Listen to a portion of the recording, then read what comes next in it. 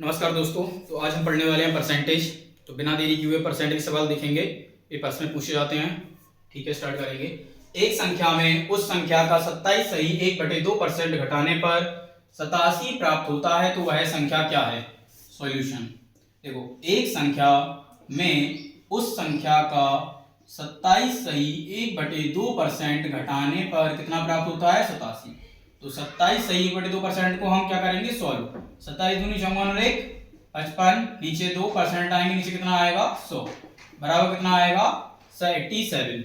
5 से काटेंगे, 5 कम 5, 5 कम 5, 5 दूनी 10, 0 40 ले लेंगे एलसीएम। तो इसका आगे यहाँ करते हैं। तो हमने क्या ले लिया इसमें? 40 एलसीएम। तो यहाँ कितना आ जाएगा? यहाँ आ जाएगा 40x, यहाँ आ जाएगा 40x और यहाँ आ जाएगा 11x बराबर कितना आ गया है हमारा? 87। 40 में से 11 जाएगा, कितना आएगा? आएगा 29। ठीक है, इस साइड करते हैं। तो आएगा 29x अपॉन 40 बराबर 87। तो हमने 29 से 87 काटा, कितने बार जाएगा? 3 बार। 3 बार गया और 4 किया 12, तो 120 क्या आ गया है हमारा आंसर। ठीक है, किसी संख्या का, ये तो हो गया ना कंप्लीट। अभी वाला स्टार्ट करते हैं। किसी संख्या का 37 सही 1/2% यदि कितना हो? 900 हो, तो संख्या का 62 सही 1/2 कितना होगा? किसी संख्या का 37 सही 1/2% कितना है? 900 है। ठीक है, 37 सही 1/2 मतलब 2 सत्ते 14, 2 3 6 और 1 7, 74 और 175 मतलब 75/2। परसेंट हटाया, नीचे कितना आएगा? 100 बराबर 900। 25 से काटेंगे, 25 किया 75 और 25 चौके 100। 3 से काटेंगे, 3 एकम 3, 3 त्रिका 9, 0 0, 4 दूनी 8 और 8 तिया 24 और 2 0। तो x बराबर कितना आ गया है हमारा? 2400। x बराबर ये आने के बाद अब क्या कह रहे हैं? तो उस संख्या का 62 सही 1/2% कितना होगा? तो संख्या तो हमारी ये आ गई है। तो संख्या का कितना पूछा है? 62 सही 1/2। तो 62 को सॉल्व करेंगे तो कितना आएगा? 62 गुणे 2 124 और 1 125। तो 125/2 परसेंट आया नीचे 100। 2 0 से 2 0 कैंसिल, 2 से काटेंगे 12 बार। इसका गुणा करेंगे, 12 पंचे 60, 12 पंचे 60, 12 दूनी 24 और 6 30, 12 कम 12 13 14 और ये 15। तो ये आ गया 1500 आंसर। अब ये करेंगे 1206 का 1/3 134 का कितने प्रतिशत है? तो 1206 का 1/3 134 का कितने प्रतिशत है? अब ये कितने प्रतिशत के लिए हम x प्रतिशत करेंगे, प्रतिशत आएंगे नीचे 100 आ जाएगा। 3 से काटेंगे, 3 चौको 12, 0 3 दूनी 6, इसको काट लेंगे 2 से, 2 पंचे 10, 0 2 की 12 और 2 से 14। ये किससे कट जाएगा? 6 7 42, 6 7 7, ये इससे कट जाएगा डायरेक्ट 6 बार। तो 6 बार कट गया, तो x बराबर कितना आएगा? 50 गुणे 6 मतलब x बराबर कितना आ गया हमारा? 300। ठीक है, ये समझ में आ गया। इसके बाद देखते हैं आगे।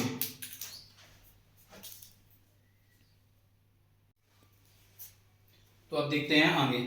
सवाल है 4 घंटा 30 मिनट एक दिन का कितने प्रतिशत है? तो सॉल्यूशन, तो 4 घंटा दिया हैगा प्लस 30 दिया है मिनट, तो मिनट को किस में चेंज कर देंगे? घंटे में। तो घंटे में 60 का भाग देते हैं चेंज करने के लिए। और एक दिन, तो एक दिन में कितने घंटे होते हैं? 24 घंटे। तो हमने ऊपर नीचे क्या लिख दिया? घंटे और घंटे। फिर प्रतिशत के लिए हमने लगाया 100। 30 से काटेंगे, 30 से कम 30, 30 दूनी 60, 2 एलसीएम ले लेंगे, तो 4 दूनी 8 और 1 9। तो 9/2 गुणे 24, क्योंकि 24 का यहाँ गुणा हो जाएगा, तो 24 गुणे 100। इससे काटेंगे, 2 पंचे 10, 0। ठीक है, 2 से काटेंगे, 2 एकम 2 दूनी 4, 2 दूनी 4 और 2 पंचे 10, 3 चौको 12 और 3 त्रिका 9, 25 तिया 75/4%। इसको सिंपल फॉर्म में चेंज कर सकते हैं। 4 का भाग देंगे 75 में, तो 4 एकम 4, 3 बचा 5 बचा, 4 8 32, कितना आया? 3। तो क्या हो जाएगा? या इसको हम क्या लिख सकते हैं? 18 सही 3/4%। ठीक है, आ गया ना समझ में? इसके बाद ये वाला पढ़ते हैं। अच्छा क्वेश्चन है, ध्यान से देखना। एक विद्यालय में लड़के तथा लड़कियां 3:2 के अनुपात में हैं। यदि 20% तथा 30% लड़कियां, 20% लड़के यहाँ पे होगा बॉयज, 20% बॉयज तथा 30% लड़कियों को छात्रवृत्ति मिल रही है, तो छात्रवृत्ति ना मिलने वाले कितने प्रतिशत विद्यार्थी हैं? तो हमने पहले कक्षा में मान लिया कि कक्षा में जब भी विद्यार्थी होते हैं तो वो होंगे 100%। इसका 3% 3 अनुपात में है लड़के, तो 100 है तो 3 और टोटल कितने थे 5, 3 2 5 और ये क्या आ गया है 100 गुणे 2/5। तो ये आ गया है हमारा बॉयज और ये आ गया है गर्ल्स की संख्या। 5 से काटेंगे कितने बार जाएगा 20 बार, तो 3 दूनी हो गया 6, तो 60 क्या आ गए बॉयज। ठीक है, और 5 से काटेंगे 5 दूनी 10, तो 40 क्या आ गई हमारी, ये आ गई अपनी गर्ल्स। ठीक है, अब क्या कह रहे हैं कि जो 60% लड़के हैं तो 20% को तो छात्रवृत्ति मिल रही, हमें निकालना है कि छात्रवृत्ति ना मिलने वाली। तो जब 20% को मिल रही है तो 80% को नहीं मिलेगी, तो 80% को नहीं मिलेगी, परसेंट आया नीचे 100। अब जब 40% 40 लड़कियों 40 तो लड़कियां हैं ना, 30% को छात्रवृत्ति मिल रही तो कितने को नहीं मिलेगी 70% को। तो 40 को 40 लिखा और यहाँ लिख दिया हमने 70% को नहीं मिलेगी। तो 2 जीरो से 2 जीरो कैंसिल, 2 जीरो से 2 जीरो कैंसिल, 8 6 48 और 7 चौको 28, टोटल कितना आया 76। मतलब 76% ऐसे विद्यार्थी हैं जिनको छात्रवृत्ति नहीं मिलेगी। ये आपका क्या गया है आंसर। इसके बाद ये भी अच्छा क्वेश्चन है, 5% कमीशन काटने के बाद एक टीवी का मूल्य 38,380 हो जाता है, तो प्रारंभिक मूल्य ज्ञात कीजिए। अब मान लो प्रारंभिक मूल्य क्या होगा x। ठीक है, तो अगर 5% कमीशन काट रहे तो कमीशन कैसे काटते हैं 100% में से तो कमीशन काटेंगे। तो जब 5% कमीशन काटा 100% में से तो 95% बचेगा कि नहीं, 100 माइनस 5 तो बचा है हमारा 95। तो 95% बचा ना, तो परसेंट आएंगे नीचे कितना आ जाएगा 100 बराबर कितना है हमारा मूल्य अभी 38,380। तो हमने क्या किया इसको सॉल्व कर लो पहले, 5 दूनी 10 जीरो, 5 कम 5 4 9 5 नाम 45, तो 19 दूनी 38 और 0 और 19 दूनी 38 और ये 0 का 0। ठीक है, अब इसका इसमें गुणा हो जाएगा तो x बराबर कितना आ जाएगा 2 दूनी 4 0 और 2 दूनी 4, 2 दूनी 4 0 2 दूनी 4 0 और ये आ गया 0। ठीक है, आ गया ना, तो ये आपका क्या हो गया है आंसर। ठीक है, अब देखते हैं आगे।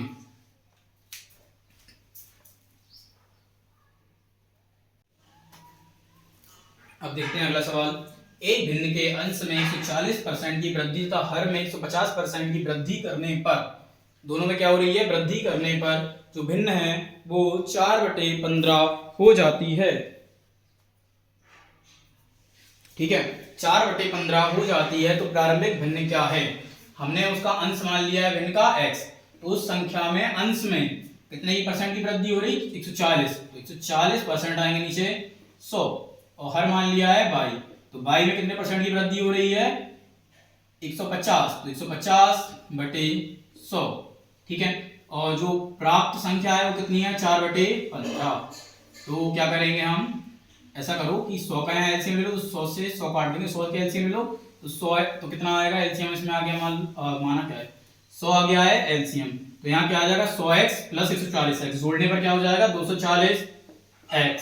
ये आ गया समझ में। इसके बाद यहाँ भी हम 100 ले लेंगे, तो 100 और 150 कितना हो जाएगा 250, 250 y/100 बराबर 4/15। ये 100 से ये 100 कैंसिल, अब हमारा कितना बचा आएगा, अब बचा है अपना 240/250, इसमें x इसमें y बराबर 4/15। ठीक है, तो इससे कैंसिल 4 6 24 और 5 25, x/y बराबर कितना आ जाएगा 5/6।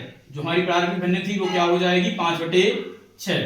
ठीक है, अब देखते हैं ये वाला सवाल, दो संख्याएं तीसरी संख्या से 30% और 37% कम है, तो दूसरी संख्या पहली संख्या का कितने प्रतिशत होगी। देखो हमने संख्या मान ली 3 a b और c, दो संख्याएं पहली और दूसरी संख्या जो तीसरी संख्या से है जिससे कितनी परसेंट है 30% कम और इससे है 37% कम। जब ये से 30% कम होगी तो 100 का 30% निकालेंगे, मतलब 100 में से 30% निकालेंगे तो 30 बचेगा, 100 में से 30 किया तो कितना आ जाएगा 70। ठीक है, अब से निकालेंगे 37, तो 100 में से 37 जाएगा तो कितना आएगा 4 और 6। ठीक है, आया ना। कैसे करना है, 100 में 30% कम है तो 100 का हमने 30% निकालो तो कितना आया 30। अब कम है 100 में से 30% तो 100 माइनस 30 तो कितना आ जाएगा 70। ठीक है, ऐसे में 37% निकालना है तो 100 गुणे 37/100, 37 आया तो 37 कम है तो 37 घटा देंगे तो 7 3 10 और 6 63। आ गया ना समझ में।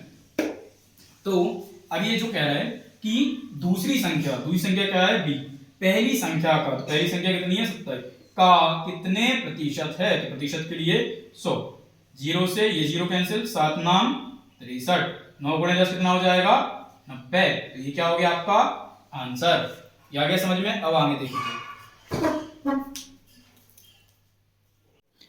अगला सवाल है, किसी परिवार में चावल, मछली और तेल पर क्रमशः खर्च 12%, 17%, 12:17:3 के अनुपात में है।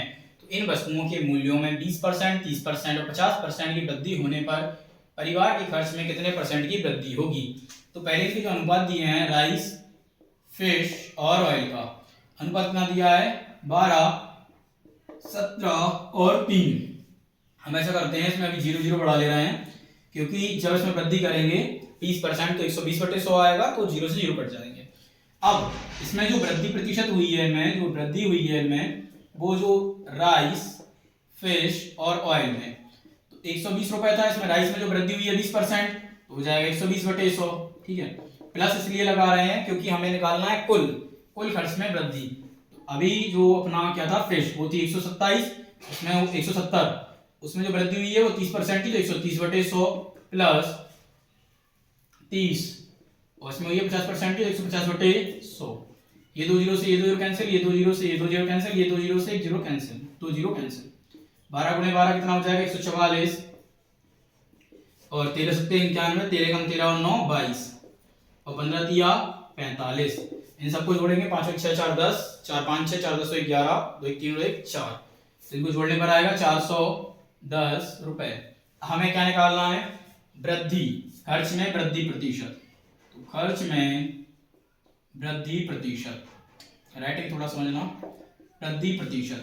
पहले अभी जो वृद्धि करने के बाद जो मूल्य आया हुआ है 410, पहले कितना था, पहले था हमारा 0 7 3 10 2 12, और ये 3, पहले था हमारा 320। ठीक है, क्या आ गया है 320 बटे, जब भी हम वृद्धि प्रतिशत निकालते हैं तो हमेशा कमी प्रतिशत निकालते हैं तो नीचे क्या लिखते हैं प्रारंभिक मूल्य गुणे 100। ठीक, तो हटाएंगे 0, 11 10 9, तो आएगा 90 बटे 320 गुणे 100। 0 0 कैंसिल, 4 8 32, 4 दूनी 8, 9 10, 4 5 20, और कुछ कट रहा है नहीं कट रहा है, तो 25 नंबर कितना होता है 225 बटे 8। अब इसका भाग दे दो 8 का, कितने बार जाएगा 225, तो 8 दूनी 16, 6 5 8 या 64 1, तो जो वृद्धि प्रतिशत आया वो कितना आया 28 सही 1/8%। ये हो गया आपका आंसर। ठीक है, इसके बाद होता है 10 वाला सॉल्यूशन। ए की आय बी की आय का 15% के बराबर है। ए की आय का जो 5% है वो बी की आय के 15% के बराबर है। 15/100, 2 0 से 2 0 कैंसिल, 5 तिया 15, तो जो ए बटे बी आ गया है अपना कितना आ गया है, वो आ गया है 3/1। ठीक है, अब क्या कह रहे हैं यहाँ पे, बी की आय का 10% सी की आय का 20% के बराबर है। सी की आय के 20% के बराबर है। 0 0 कैंसिल, इससे कैंसिल, तो बी अपॉन सी कितना आ गया है 2/1। तो इसमें बी और बी कॉमन है, तो यहाँ पे 2 है, तो यहाँ हम 2 का गुणा कर लगा देंगे, तो जो अनुपात है वो समान आ जाएगा। ठीक है, तो जो ए अनुपात बी अनुपात और सी आया है वो कितना आया है 6, 2 और 1। अब क्या कह रहे हैं कि सी की आय 2000 रुपए है, तो सी की आय यहाँ से कितनी है 1x, 1x बराबर कितना आएगा 2000, तो जो x वो है 2000 आ गया। ठीक है, अब क्या पूछ रहे हैं ए बी सी की कुल आय, तो ए बी सी की जो कुल आय है वो कितनी है 6 और 2 8 और 1 9, कितनी है कुल आय है टोटल इनकम, कितनी है इनकम। ठीक है, इनकम कितनी है 9x, तो 9 गुणे 2000, तो आंसर कितना आएगा 9 दूनी 18,000 रुपए आ गया है कुल आंसर। ठीक है, अब आगे देखते हैं।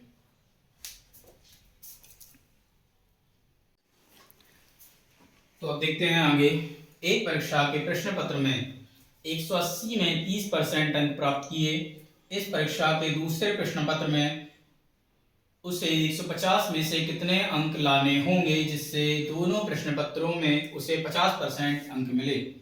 तो सॉल्यूशन, देखो पहले प्रश्न पत्र था 180 का, उसमें उसने अंक लाए 30%, मतलब 30/100। दूसरा था 150, तो 150 में से कितने अंक लाने होंगे, तो मान लिया x प्रतिशत अंक लाने होंगे, नीचे 100।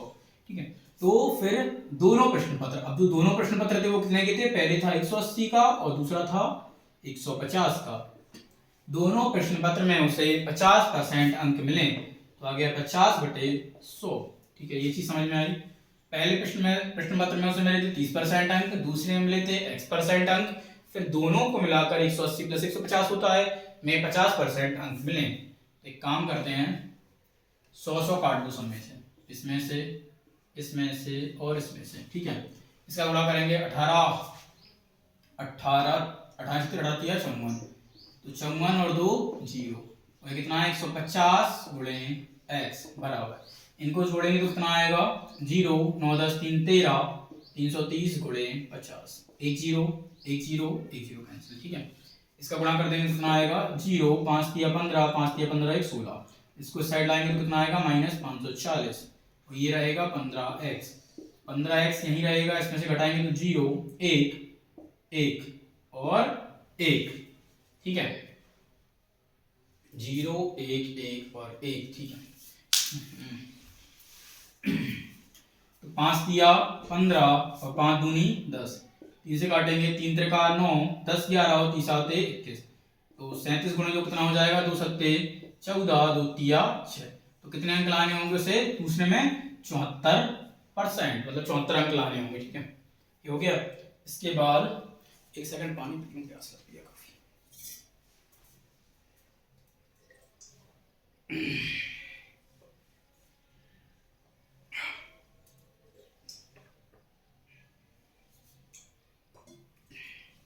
ठीक है, इसका आंसर आ गया 74%। अब अगला देखते हैं 74%। ठीक है, एक परीक्षा में उत्तीर्ण होने के लिए 36% अंक प्राप्त करना आवश्यक है। एक परीक्षा है, उसमें उत्तीर्ण होने के लिए हमें 36% अंक प्राप्त करना आवश्यक है। एक छात्र को 113 अंक मिले, लेकिन वह 85 अंकों से अनुत्तीर्ण हो गया, तो पूर्णांक कितना था। अब अनुत्तीर्ण हो गया, अगर उसे 85 और मिले होते तो पास हो जाता। तो हम जब भी अनुत्तीर्ण करेंगे तो इसमें हम प्लस करेंगे। ठीक है, तो 2 एकम 2 2 28 16, 2 पंचे 10 0, 2 से काटेंगे 25 बार और 2 नाम 18, तो 9/25, तो x × 9/25 बराबर 5 6 7 8 8 और 1 9 और 1, 9 दूनी 18 और 1 19, 9 दूनी 18, x बराबर 25 दूनी 50, 25 दूनी 50 और 5 55, तो x बराबर जो आंसर आ गया है, जो पूर्णांक होगा वो होगा 500 550 रुपए का, मतलब 550 अंकों का। ठीक है, तो ये हो गए हैं। इसके बाद आगे देखते हैं। ठीक है,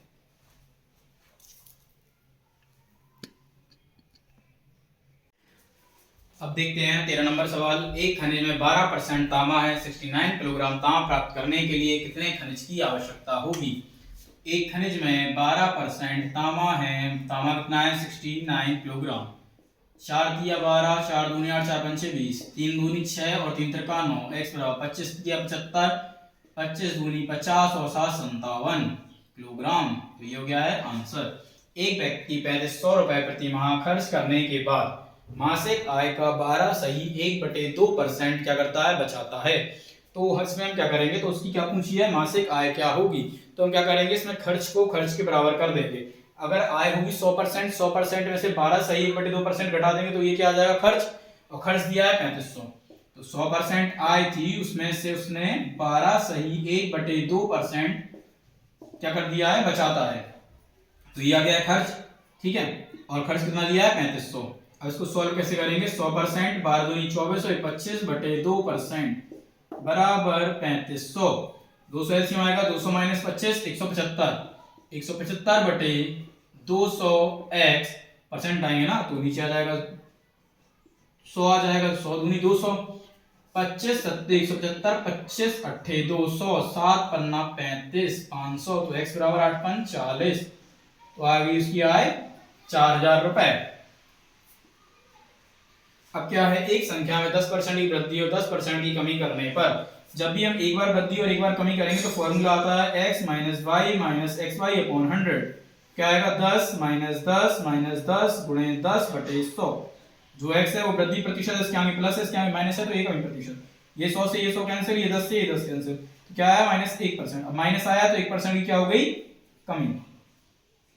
तो अब हो गए हैं आपके सवाल कंप्लीट। तो ऐसे ही आगे वीडियो देखिए और पढ़ाई करते रहिए। नमस्कार, जय हिंद, जय भारत, जय मातृभूमि।